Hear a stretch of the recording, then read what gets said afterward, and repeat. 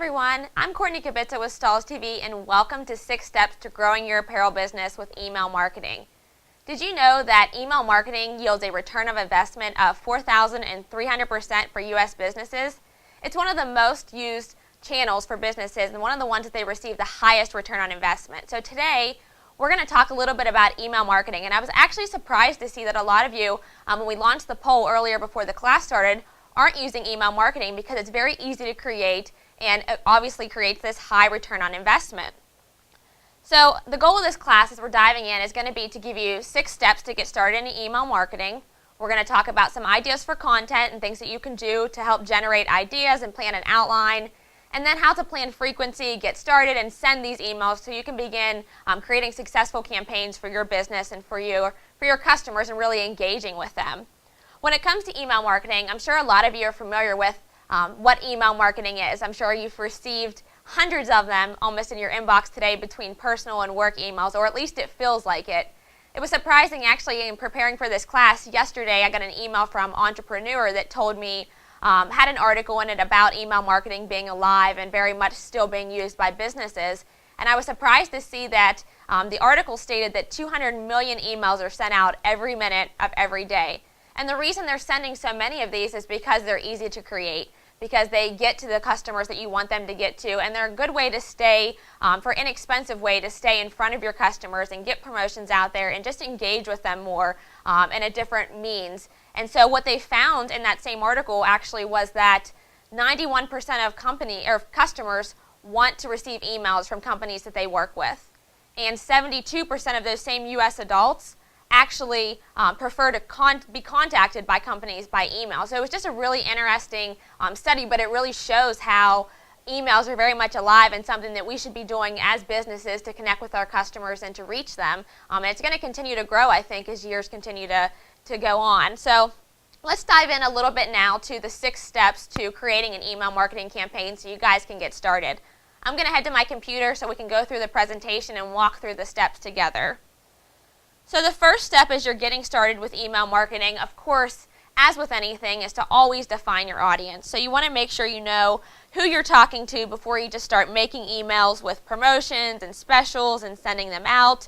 It's really important to just understand from who's reading this specific email and take that standpoint before you start creating your content and planning what you're doing for your email. So think about, as you're taking notes here, who are they? Who are we talking to? Are they your customers? Are they prospects from trade shows? Maybe prospects from sales calls that you've made. Maybe they're just leads in your area. Maybe you have a list of businesses or schools within a certain mile radius that you plan on, that you've built this list that you call on and you want to create a large email campaign to them. So think about that as you're planning out who we're going to be sending emails to, and keep in mind that you're very likely probably writing down more than one audience. So you're going to have multiple audiences. And when we start to go to step 2 and we're planning content, the content for every audience that you're talking to is probably going to be different. So for example, the buying customers that you have that already buy product to you, they're probably going to receive a different message because they're familiar with your company and they know you, they buy product with you. And that's going to be different from the general audience that might be a lead list of businesses or schools that you're trying to introduce to your brand. So that messaging could be different. You're going to want to segment those so that you can kind of get the most return for your emails, and that's why the high return is usually there for emails, because you're able to do this. Also think about, do you have different styles of customers? That might be a good way to segment your audience as well. Do you sell to both schools and small businesses? So your school or your sport customers are probably going to receive a different promotion or a special than your corporate customers or your small business customers, because of course they're not going to care as much of the new spirit wear design as the school might. So keep that in mind when you're planning these audiences and how that'll help drive your content. So once we have an idea of who we're talking to, we're going to have to move to step 2, which is defining the content. So once you know who you're talking to, it's easy to start, or it's time to start planning, I guess, and this is where most of the time is spent and where most of the excitement happens, I think, in emails. And this is when a lot of people that create campaigns really get excited and they want to be able to create something that's relevant to the customer and that's going to really stand out to them. So when you're starting your email campaigns, you're going to want to outline the types of content that you're going to use in these campaigns. So what are you specifically going to be sending these customers? What are you going to be covering? You're going to want to outline general content types for you to kind of get an idea of what you're sending. And I know it's easy. I've been in sales for quite a number of years, so it's easy to want to just sell in emails and only send out promotions and only send out specials.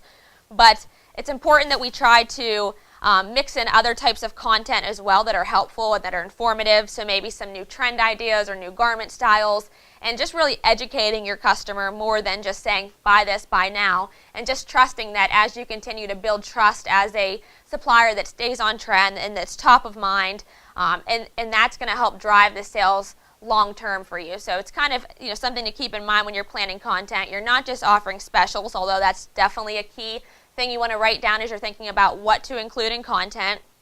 Think about new product introductions. Are you adding a new garment style that's very popular? Are you changing out to a brand new line of products? Those are some things you may want to send to your customers to show them. Are you going to be at a local event? Maybe you want to drive traffic to a trade show you'll be at, or a event that you're printing on demand at. Those are some things that you're going to want to write down for content. So events, specials, new products, newsletters, videos, those are some ideas to help generate what type of content you're going to send to them.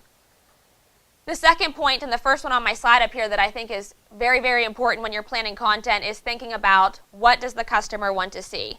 You should always be asking yourself this whenever you're planning your content.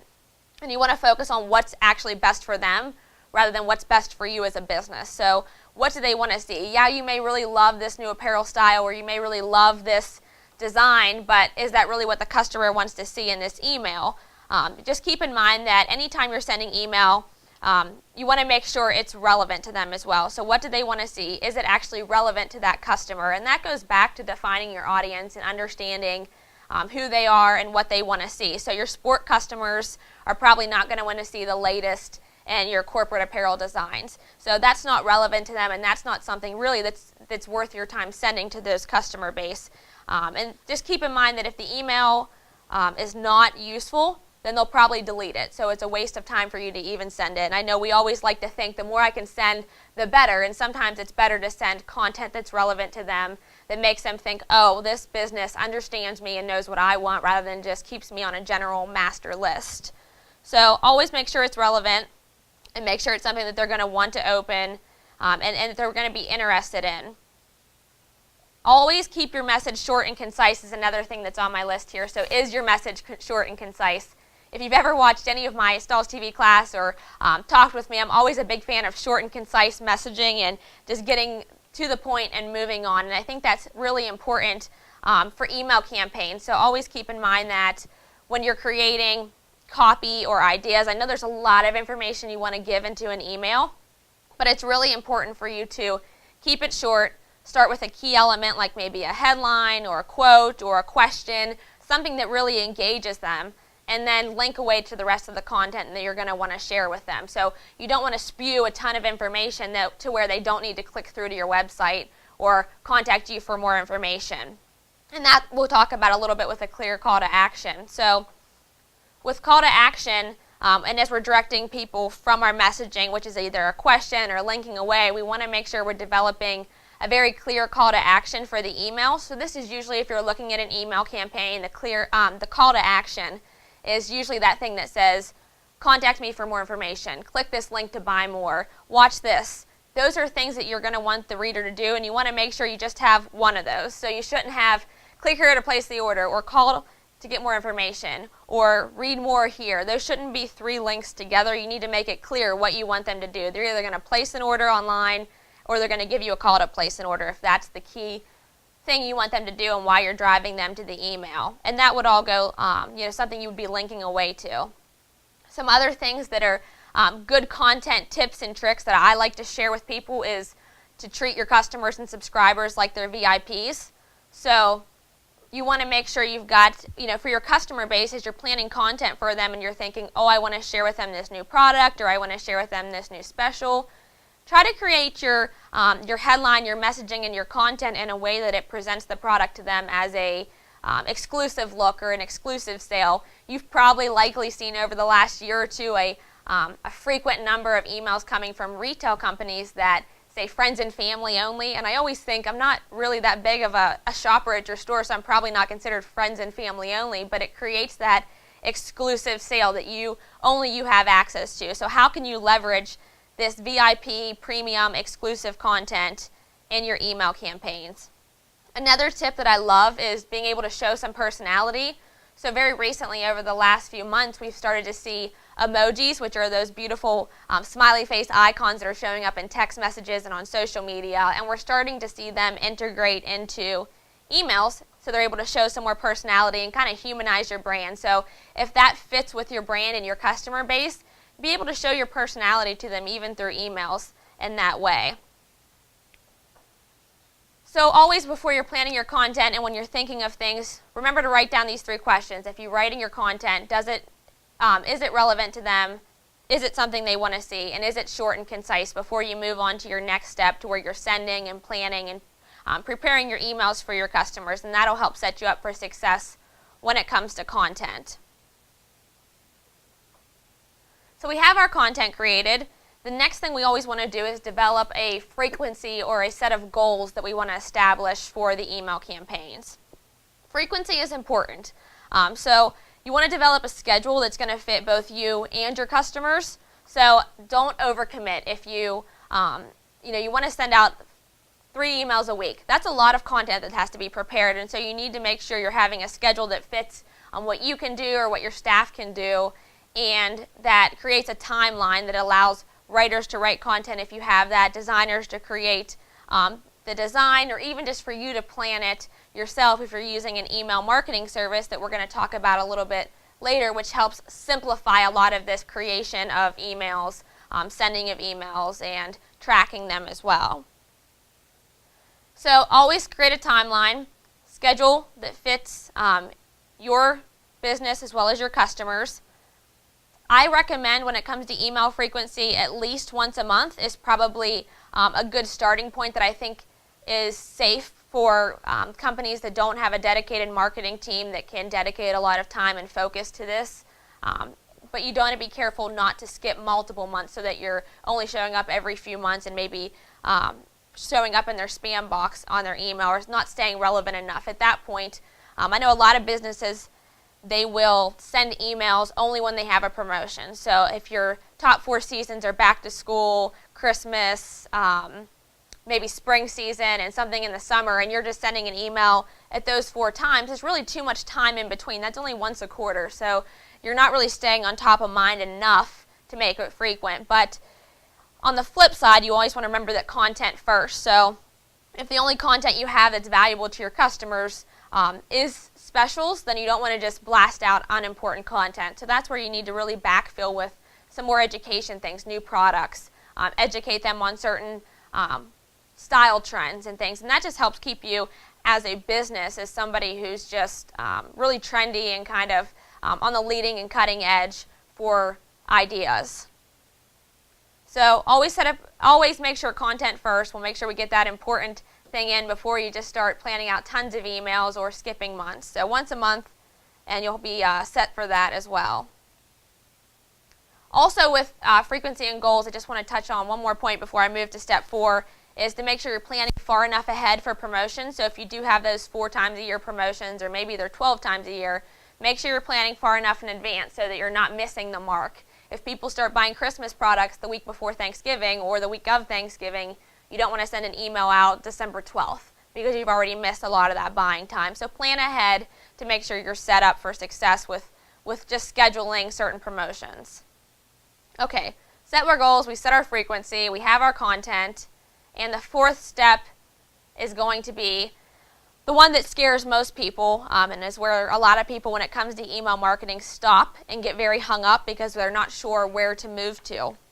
And that is creating HTML, or creating the email itself that goes out. So we created the email, and now we're planning to send the HTML. And what a lot of people do first is format. So we don't understand format.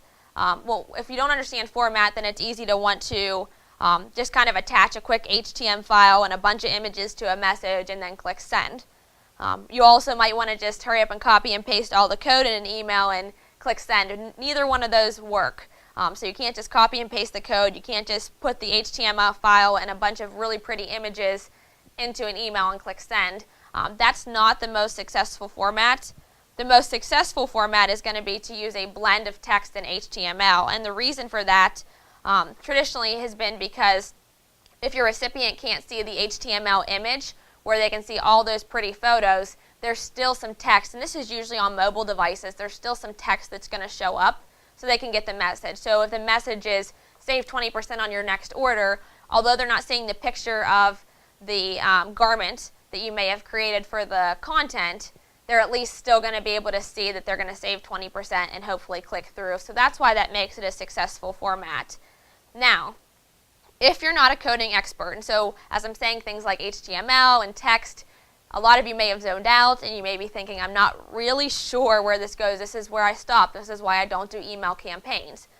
There are email marketing services that can help with all of this stuff. And so if you're getting started and you're not sure where to look, we're going to talk some about email marketing services like the ones you're seeing on the screen, like GetResponse, Constant Contact, iContact, MailChimp, and how they kind of fit in, because they'll help create the HTML, they'll help create the image and blend it all together, send it out, and do all of that work for you. You'll just pay a monthly fee for them to do that. So once we have the HTML created, everything's ready to go, the next step, which seems like the easiest, is just to proof and send your email on its way. So proofing is important, and anything in life, always proofread things before you sign them or before you send them out to print. And the reason with that is that you want to make sure that your images and your landing pages kind of align with what you're actually saying in that email. So if you're saying, look at this t-shirt or look at this design, and the landing page they're clicking to isn't that design, then it doesn't seem to work. It's kind of not the best experience for that user. And so what you're going to want to do is make sure the image that you're using in that email, the landing page, all of that aligns. You're going to want to proof your copy, make sure there's no spelling errors and it's giving a professional image to your customers that you want to show for your business. And then you want to also test rendering, so just test and make sure that the email is showing up on multiple web platforms and email clients. And this last step here with testing the email, that's something, again, that these email marketing services like MailChimp can help to do to make sure that it's showing up correctly on these multiple platforms. Once you send, the most important step as you continue to move on into your experience with email marketing is going to be to measure and track your success. So listen to what your data is telling you is the key point on here, and track it, which is why I have the track on here as well for the train tracks. But you want to make sure you're actually looking at this information. What are people clicking? Are they unsubscribing? Did they drive traffic to the website? Did they actually open? So open rates, did they actually think my headline and the subject line was enough to make them want to look more? Did the content make them want to click more? And we're going to look more at some of the different features that you can get on email marketing services, but they actually have ways for you to track your web traffic from the e-coms. You can track your clicks, your opens, your bounces. I can go as far as clicking who's subscribing to me, who is unsubscribing, and just a whole lot of content. I can do A/B testing. So A/B testing will look at, allows me to look at 2 different emails and measure and track them separately. All of this is going to be possible with an email marketing service too. So I have the steps down. I think you guys can understand the clear steps and what you need to go through to create an email campaign. Let's talk about an email marketing service and getting started with one of those. So email marketing services, I'm actually going to switch over to an article that was posted from PC Magazine, but it was the best email marketing services of 2015, and I really loved this because it was a really clear-cut comparison of cost and the benefits and the features of all these email marketing services. So email marketing services, before we dive in, is actually a service that basically just provides all of the software and tools that you need to create and execute these email campaigns. So it has design tools for you to create. It has features for you to collect and store your customers' information so you can quickly send email campaigns. It has tracking features like we had just mentioned, so you can track and get the data that you want from your emails. It helps to code them to make sure you're sending them out correctly. So it takes a lot of the headaches of email marketing and simplifies it, making it much easier for for small businesses especially that don't have large teams, marketing teams, to be able to still send and leverage these email marketing campaigns. So some services, as you guys are seeing on the screen here, include GetResponse, iContact, MailChimp, Benchmark. There's a whole range of them, and there's probably even more on the internet as well. But as I'm starting to scroll down, you're starting to see pricing, which seems incredibly inexpensive. So I want to dive in a little more to the cost of the email marketing service. Basically, they all charge a monthly fee to access these tools and these software, and that's what you're paying for, and that's what you're seeing on the screen here. It's mostly a monthly fee. The best services, like MailChimp, and I'll show you, I'll click over to MailChimp's site real quick. MailChimp actually has, and a lot of them do as well, but they have pricing set up for different businesses. So if you're just getting started, if you're growing, if you're a pro marketer, and you can kind of look and see, I only have 2,000 customers or 2,000 people I'm sending emails to. Then it recommends which one you want. But the nice thing is they have these packages, depending on your size of your business, that you can dive deeper into. But the most common pricing plans, like on this screen, basically are based off of the numbers that you're sending out each month or the number of emails you're sending.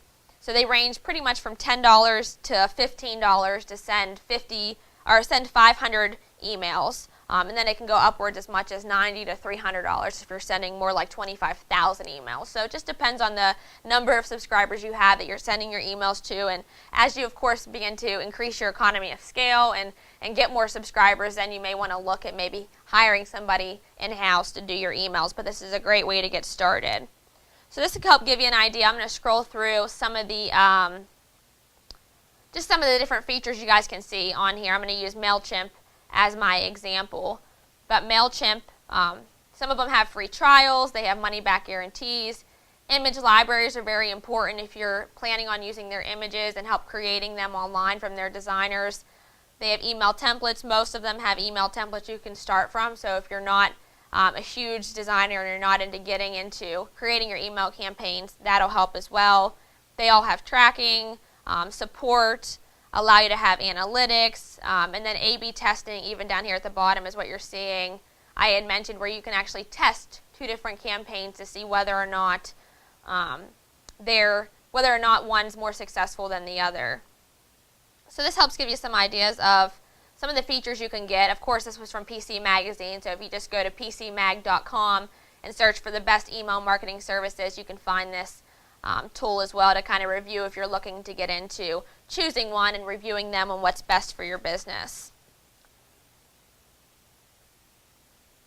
So hopefully you've gained a good idea of what you need to kind of to create email marketing campaigns for your business. We're going to jump back to the main screen and then we'll take any questions that you guys have about creating email marketing. But I think it's a really important channel and tool for all businesses. Hopefully you've been able to see that it's pretty easy for you to dive in and learn how to get started with email marketing.